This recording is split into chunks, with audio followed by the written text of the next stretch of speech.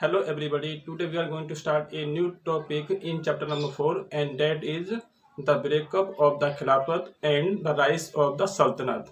आज के इस वीडियो में हम देखने वाले हैं कि जो खिलाफत जो बनी थी मुस्लिम एम्पायर में उसका ब्रेकअप किस तरह से हुआ एंड वहाँ पर सल्तनत का उदय किस तरह से हुआ। तो आइए स्टार्ट करते हैं आज का टॉपिक। प्रीवियस वीडियो में आपने अब्बासी डायनेस्टी के बारे में स्टडी किया था। उसके बाद क्या होता है कि अब्बासी डायनेस्टी जो है अब धीमे धीमे से वीक होने लगी थी। 9th सेंचुरी में अब्बासी डायनेस्टी जो थी वो कमजोर होने लगी थी। तो कमजोर क्यों होने लगी, क्या रीजन थे उसके। मुस्लिम एम्पायर में जो दूर दूर के जो एरिया थे, जो दूर दूर के जो रीजन थे, उस पर अब कैपिटल का कंट्रोल कम हो गया था। मुस्लिम एम्पायर की जो कैपिटल थी इसका नाम क्या था, बगदाद। अब उसका कंट्रोल उन एरिया पे कमजोर हो गया था। नेक्स्ट पॉइंट, जो आर्मी एंड ब्यूरोक्रेसी होती थी उनके अंदर अरब एंड ईरान के सपोर्टर होते थे। तो अब उन दोनों के बीच में लड़ाई शुरू हो गई थी। आर्मी के अंदर दो तरह के लोग थे, एक तो अरब के सपोर्टर थे और दूसरा ईरान के सपोर्टर थे। तो अब उन दो ग्रुप के बीच में लड़ाई शुरू हो गई थी। 810 सेंचुरी में जो वहां पर खलीफा था जिसका नाम था रशीद, उसके दो पुत्र थे, एक का नाम था अमीन और दूसरे का नाम था मामून। इन दोनों लोगों के जो सपोर्टर्स थे उनके बीच में लड़ाई शुरू हो गई थी। तो इस तरह से वहां पर सिविल वॉर भी स्टार्ट हो गया था। अब दोनों पुत्र के बीच में लड़ाई शुरू हो गई। इसका मतलब क्या है कि वो लोग गद्दी को हासिल करना चाहते हैं, यानी कि वो राजा बनना चाहते थे। तो उन दोनों को सपोर्टर्स के बीच में क्या शुरू हो गया, सिविल वॉर शुरू हो गया। मुस्लिम एम्पायर में जो टर्की के स्लेव ऑफिसर थे जिसे हम कहते हैं ममलुक, तो उनका भी एक नया ग्रुप बन चुका था। मुस्लिम कम्युनिटी के अंदर दो ग्रुप मेन होते हैं, एक को हम कहते हैं शिया एंड दूसरे को हम कहते हैं सुन्नी। तो दोनों ग्रुप के बीच में क्या हो रहा था, कंपटीशन हो रहा था। कंपटीशन किस बात का हो रहा था, वो लोग पावर को हासिल करना चाहते थे। तो ऐसी कंडीशन जब होगी वहां पर, तो वहां पर क्या होगा, जो मुस्लिम एम्पायर था वो फ्रेगमेंट होना शुरू हो जाएगा। अब हम देखते हैं कि इन सब का क्या रिजल्ट सामने आया। तो जब वहां पर लड़ाइयां शुरू हो गई तो क्या हुआ, वहां पर small small new dynasties create होना शुरू हो गई थी। फॉर एग्जाम्पल, जो खुरासान एंड ट्रांस आक्सियाना एरिया था वहां पर जो डायनेस्टी बनी थी उनके नेम क्या थे, उनके नेम थे ताहिरी डायनेस्टी एंड समानी डायनेस्टी। इसी तरह से जो इजिप्ट का एरिया था वहां पे जो डायनेस्टी बनी थी उसका नेम था तुलूनी डायनेस्टी। अब इसका और क्या रिजल्ट हुआ, जो अब्बासी डायनेस्टी थी उसकी पावर कम हो जाती है एंड वो अब ईरान एंड इराक तक सीमित रह जाती है, यानी कि उसके अंडर में जो एरिया था वो कम हो जाता है। और क्या हुआ, 945 ईयर में क्या हुआ था, जो ईरान के बुवाही डायनेस्टी जो थी उसने बगदाद के ऊपर कंट्रोल कर लिया। तो इस तरह से जो अब्बासी डायनेस्टी थी वो बुरी तरह से खत्म हो जाती है। बुवाही डायनेस्टी के जो राजा बने उन्होंने क्या किया, टाइटल्स प्राप्त करना शुरू कर दिया था और उन सब में मेन था शहंशाह का टाइटल, यानी कि अब वो शहंशाह बन गए थे, है ना। उन्होंने खलीफा का टाइटल नहीं लिया था, उन्होंने शहंशाह का टाइटल लिया था। वो अपने आप को शहंशाह कहलाना पसंद करते थे, लेकिन फिर भी खिलाफत को पूरी तरह समाप्त नहीं किया गया। तो उसके पीछे क्या रीजन थे, वहां पर एक डायनेस्टी हुई थी जिसका नाम था फातिमी डायनेस्टी। तो फातिमी डायनेस्टी के जो राजा थे वो क्या कहते थे कि हम जो लोग हैं वो मोहम्मद साहब की जो बेटी थी जिसका नाम क्या था, फातिमा, उसके रिलेटिव हैं, उसी की हम वंशज हैं और इस नाते हम लोग इस्लाम पर राज करने के उत्तराधिकारी बनेंगे और हम पूरी तरह से कानूनन सही हैं। यानी कि वो कह रहे थे कि हम लोग जो है मोहम्मद साहब के परिवार से बिलोंग करते हैं, तो इस्लाम पर जो रूल करने का जो राइट मिलना चाहिए वो हम लोगों को मिलना चाहिए। मोहम्मद साहब की जो बेटी थी इसका नाम क्या था, फातिमा, वो लोग उसी वंश के थे, इसलिए इस डायनेस्टी को बोला गया फातिमी डायनेस्टी। फातिमी डायनेस्टी के लोगों ने क्या किया, 969 ईयर में उन्होंने इजिप्ट को जीत लिया और वहां पर उन्होंने फातिमी डायनेस्टी की शुरुआत की थी। उसके बाद उन्होंने एक न्यू कैपिटल सिटी बनाई। पहले इजिप्ट की कैपिटल होती थी जिसका नाम था फुस्तात, तो उसकी जगह पर उन्होंने एक न्यू कैपिटल सिटी बनाई है जिसका नाम क्या है, काहिरा। इन डायनेस्टी के लोगों ने क्या किया, जो विद्वान लोग जो होते थे, जो पढ़े लिखे लोग होते थे, जो पोइट्स होते थे एंड सिया एडमिनिस्ट्रेटर्स जो होते थे, उन लोगों को इन्होंने अपने दरबार के अंदर रखा एंड उनको संरक्षण उन्होंने दिया। अब हम देखते हैं 950 से लेकर 1200 के बीच में मुस्लिम एम्पायर किस तरह से यूनाइट बना रहा। उस टाइम पर कोई एक सिंगल राजा नहीं था, ना कोई सिंगल लैंग्वेज थी, तो फिर किस तरह से मुस्लिम एम्पायर जो था उसने अपने आप को बनाए रखा, किस तरह से वो यूनाइट बना रहा। उस टाइम पर जो अरेबिक लैंग्वेज होती थी उसकी जगह पर उन्होंने एक न्यू लैंग्वेज डेवलप की थी, इसका नाम था पर्शियन लैंग्वेज। तो उस लैंग्वेज को डेवलप क्यों किया गया? क्योंकि उसकी इंपोर्टेंस दिन प्रतिदिन इंक्रीज होती जा रही थी। मुस्लिम एम्पायर में जो आर्टिसियन थे, ट्रेडर्स थे एंड मर्चेंट जो लोग थे, वो घूमते रहते थे।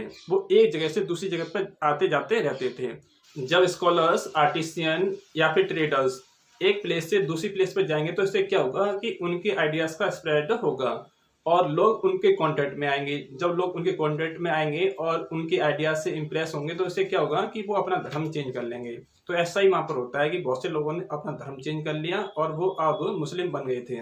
तो इन सब का रिजल्ट क्या निकल के सामने आया कि वहां पर जो पहले मुस्लिम पॉपुलेशन थी जो 10% से कम होती थी, वो अब पॉपुलेशन जो थी काफी इंक्रीज हो गई थी।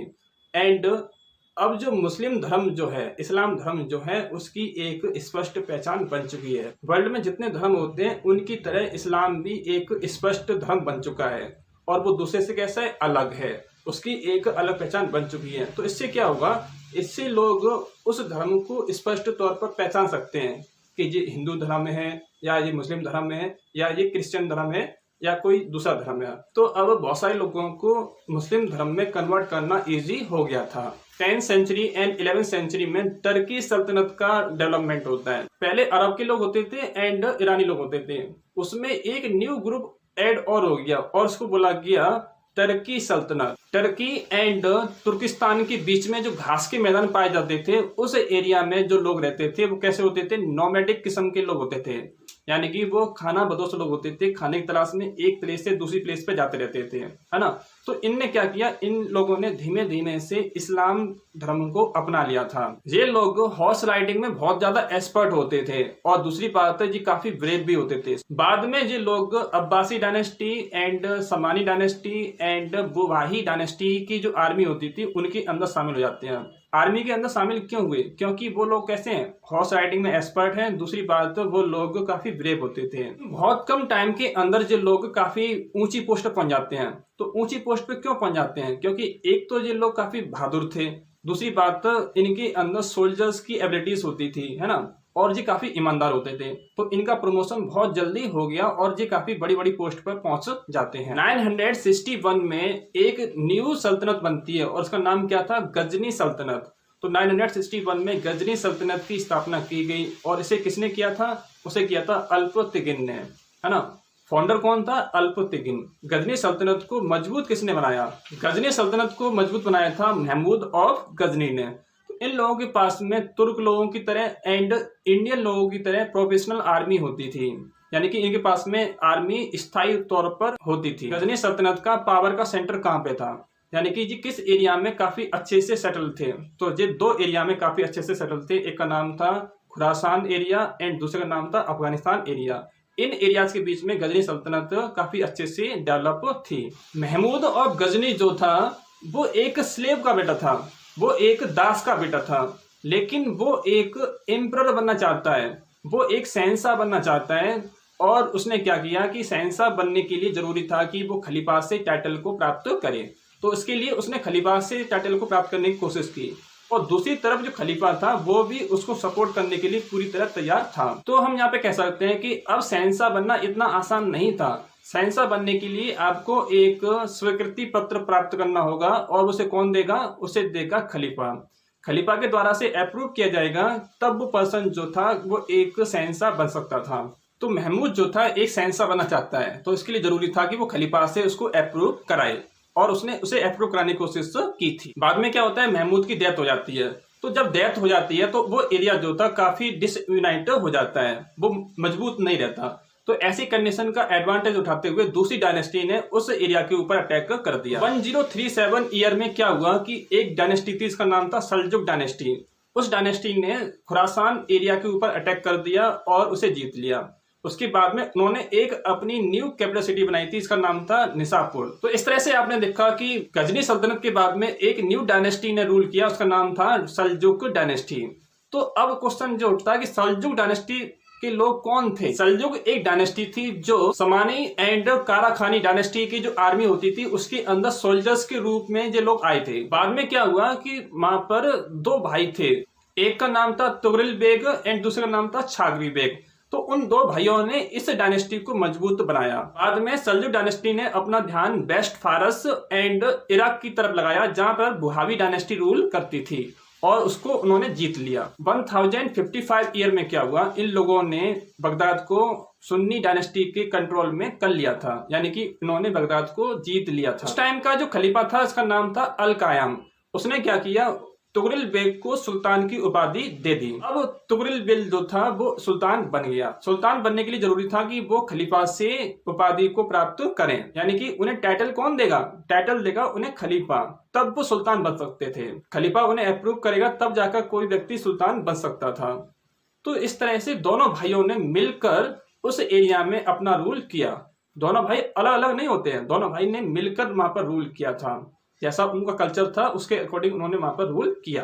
बाद में उनका भतीजा जिसका नाम था अरसलन, वो माँ का एम्परर बन जाता है। 11वीं सेंचुरी से लेकर 13वीं सेंचुरी के बीच में यूरोपियन क्रिश्चियन एंड जो मुस्लिम एम्पायर था उसके बीच में कई सारी लड़ाइयां होती हैं। मुस्लिम एम्पायर को जो सबसे अधिक नुकसान पहुंचा वो मंगोल अटैक्स से पहुंचा। मंगोल एक ट्राइब्स थी जो उस एरिया पर अटैक करते रहते थे। तो मंगोल कौन थे और कहां से आते थे, क्या करते थे, इसके बारे में हम नेक्स्ट वीडियो में स्टडी करेंगे। आज के इस वीडियो में सिर्फ इतना ही। आई होप आपको आज का टॉपिक समझ में आ गया होगा। Thank you.